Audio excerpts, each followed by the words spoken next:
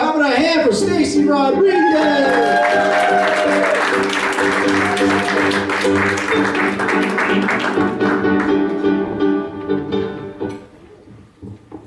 Hello, how's everybody doing? Hey.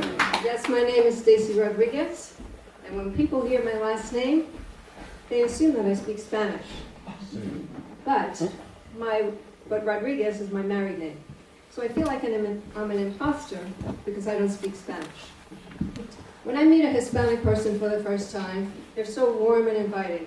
Hola, ¿cómo estás? I stop them right away. No hablo español.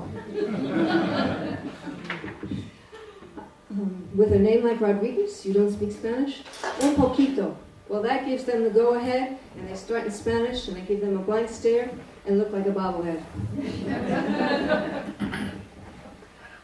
Well, that works most of the time, except when you're in the bathroom, and it backfires.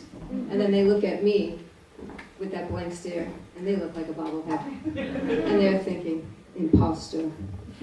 I feel like I've been an imposter all my life. My maiden name is Horowitz, and everybody assumes altogether that I'm a Jew. God bless you. But I'm really a rip. Anybody ever hear that? That's a Russian, Italian, Polak, who knows nothing about being a Jew, except for the fact of my complaining and making reservations. I like being called a rip.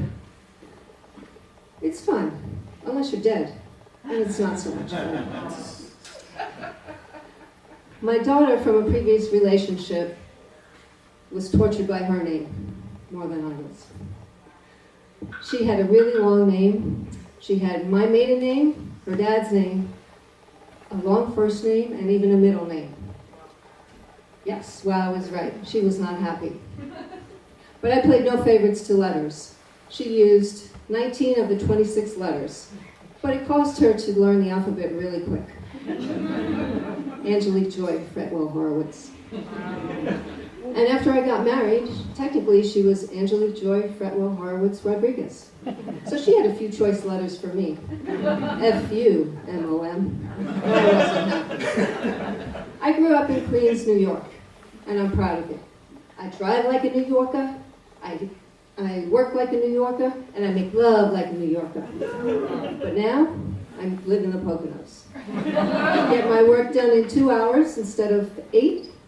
I drive slow, just to pass the time of day.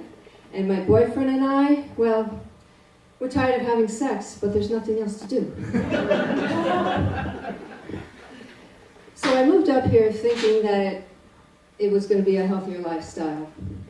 Little did I know, 24 years later, that I'd be diagnosed with Sjogren's, an autoimmune disease.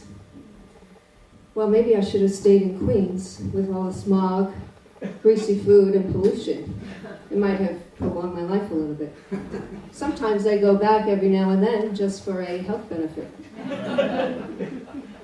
Foggy brain, as they call it, has me going up and down the stairs all day. So when I wake up in the morning, I go downstairs to get something. When I get down there, I forget why I'm there. So I go back upstairs. And then I remember. So then I go back downstairs. But then I get involved in something else. So I go back upstairs, and then, oh my God. Wait, where was I? So then I go back downstairs, and then upstairs. So this goes on for a while with different things. Up and down, up and down. So anyway, by the time that it's the end of the day, I don't have to go to the gym because I finished all my steps. And I don't have to worry about insomnia because I'm totally exhausted. So I'll close with a few public service announcements. So if you're looking to prolong your health, 0 out of 10 recommend moving to the Poconos. Instead, we suggest going where there's lots of smog, traffic, and greasy food. If you're looking to enhance your love life, 10 out of 10 recommend moving to the Poconos. My boyfriend and I suggest going to one of those motels with the heart-shaped tubs. And if you think your kids are going to forget you when they get older, well, just torture them with a really long last name. And when they have to sign those legal documents, they'll be thinking about you and cursing you under your breath. Thank you very much. I know it's Rodriguez.